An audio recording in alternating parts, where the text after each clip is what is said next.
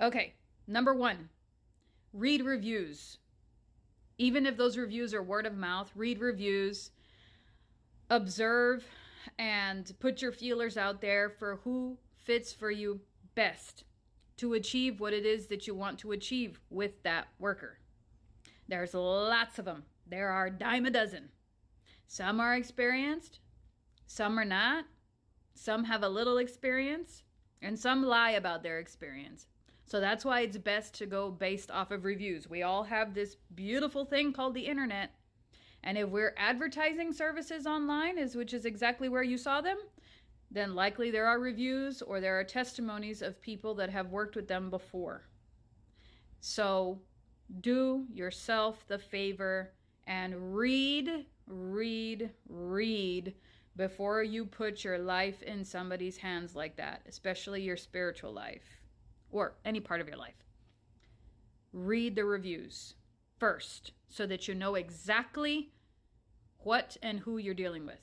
That's number one. Okay, so once you finally found this person, it's important that you establish what it is that you're trying to achieve exactly.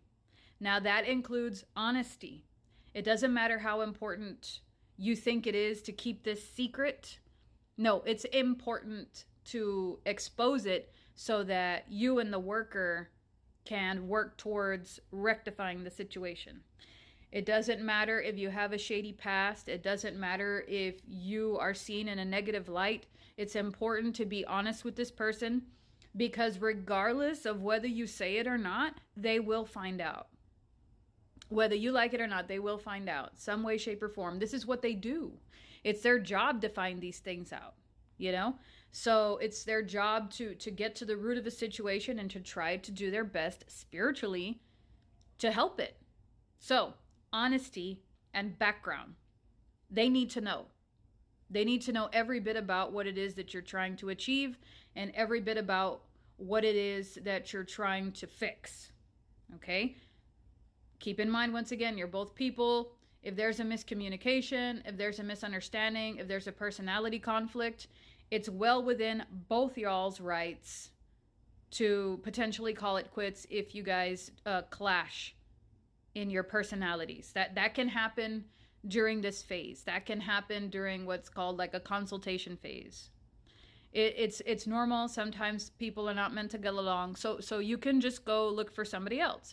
You're within your right. But please tell them that that's what you're looking to do. Just tell them, I'm not sure if we might be able to achieve this together. I think I'm going to just kind of back out and find another route. I'm sure they'll understand. So there, that's number 2. Okay, so number 3 is once the work has been started, every worker is going to be different. Okay, once the work has started, it's important that you know that every worker has a different method. If you're the type of person that you want picture proof, you have to tell them, can you please send me pictures?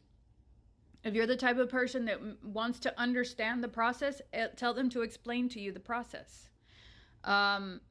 If there's anything you feel that you want to help with on your end, tell them, is there anything that I can do on my end?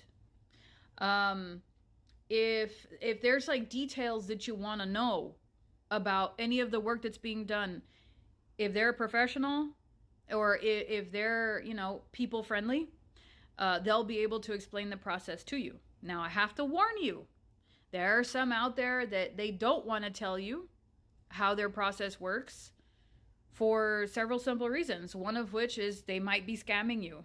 But let's hope that that's not the case because rule number 1, you did your research and you saw the reviews. Yes? Another reason they might not want to tell you the exact details is because they're afraid that you will negate the process. If you don't have faith in something, there's a potential that it won't work. Your negativity will negate all of the work. It's been practically documented that this can happen, okay? That might be another reason they don't want to tell you the exact details. But like me personally, I say the exact details because I want you and I to both be on the same page. You and I to both believe in the same things. You and I to both understand how that formula is supposed to work. After all, you're hiring me, you're giving me your money. I want you to know what it is exactly that I'm doing so that we can both put our energy into it. You know, two minds working together to achieve a beautiful goal. So that's number 3. So that's part of their etiquette. That's part of your etiquette. Number 4, in regards to etiquette, is once this work is done, once you've both agreed that this is what's going to be best for you, and it might take a while to get to that conclusion. It might take some working, some more advanced communication and goal setting. We get to the point to where it's a hurry up and wait. We get to that. Because if this is your first time hiring somebody, it's spiritual work, so it's likely not going to happen overnight. Now, stranger things have happened. Sometimes when you're working together with somebody and everything is flowing perfectly, it can happen overnight. But more times than most, things take time because that worker has a lot to do in your favor. There's a lot of obstacles to get through. So with that in mind, this is one of those frustrating moments as a client, as somebody who hired a spiritual worker, where you have to just hurry up and wait. It's just a matter of patience. And this is why I'm going to insert this portion, because it's annoying to a lot of spiritual workers. Constantly bugging them is a cousin of negating the work. If you're constantly bugging them, you're not putting faith into their work. So you're causing doubt, you're causing negativity.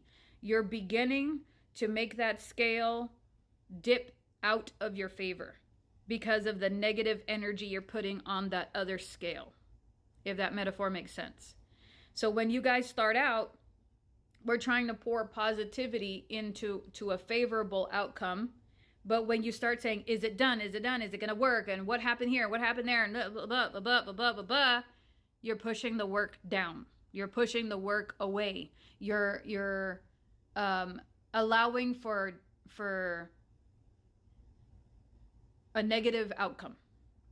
And then what's going to happen after that is everybody's going to be disappointed. You're either going to have to start over again, which will be more money lost for you, because the person has to gather all their supplies all over again. And you're going to have a bad taste in your mouth because it didn't work for you. So do not badger your worker. If something comes up, they will let you know. If there's an important message you need to know, they will let you know. But otherwise, once it's done, it's pretty much out of that worker's hands.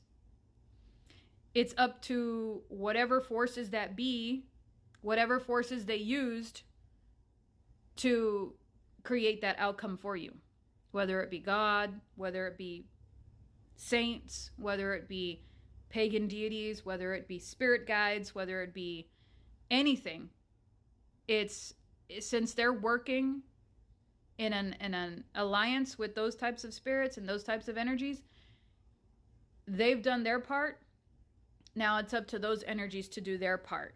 And when you're badgering them and berating them and constantly bothering them, you kind of scare everything away and you bring negativity to the situation, and it oftentimes calls for a restart, and that's frustrating for everybody. So just have faith, okay? So the last one, and this happens a lot. Don't tell the spiritual worker how to do their job. The reason you hired them is because you trusted in their process and you trusted their technique. Do not tell them how to do their job. That is the equivalent of telling off the waiter. This is a person that has your destiny in their hands. You don't want to piss them off. Straight up. Like, that's common sense. So there's some general etiquette. Hope you enjoyed it. and hope you keep it in mind when you hire somebody.